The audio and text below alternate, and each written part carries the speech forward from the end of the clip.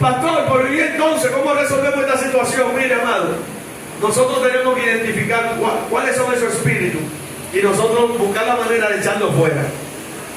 Había una situación aquí, y es que el hermano Pablo y Sila, dice la palabra en el mismo capítulo de los Hechos, en el libro de los Hechos, capítulo 16, dice que ellos iban camino a la oración.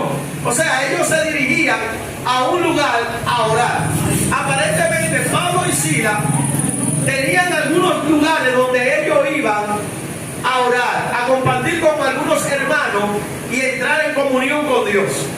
Pero había una mujer con espíritu de pitón, con espíritu de adivinación, que se le oponía siempre y siempre le era obstáculo para ellos orar. O sea, ella siempre buscaba la manera de cómo identificar en el tiempo que Pablo y Sila iban a descender a orar a los lugares donde ellos frecuentaban. Pero ella siempre se le presentaba y comenzaba como a hacerle burla.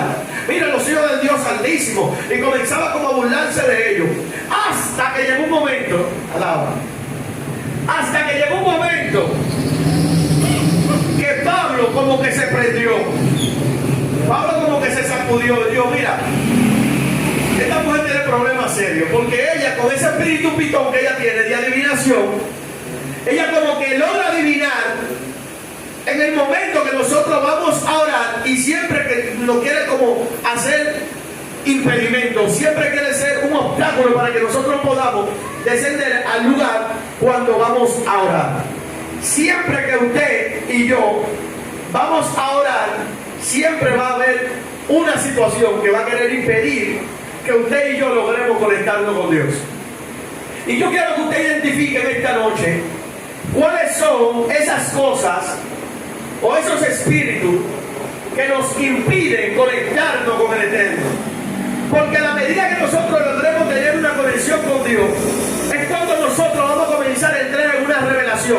Dios va a comenzar a revelarnos de una manera sumamente sobrenatural cuáles son las cosas que nosotros debemos de hacer en el tiempo que Él ha determinado que nosotros tenemos que hacer.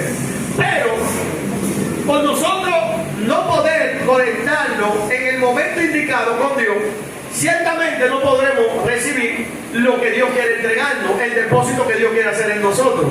Porque siempre va a haber un impedimento. El enemigo siempre va a buscar la manera de cómo atraer tu atención o llamar tu atención para que tú no puedas orar. Amado, el hombre o la mujer de Dios que no logra conectarse con Dios, que no logra orar, que no logra comunicarse con Dios, entrar en comunión con Dios, amado, es una presa fácil del enemigo.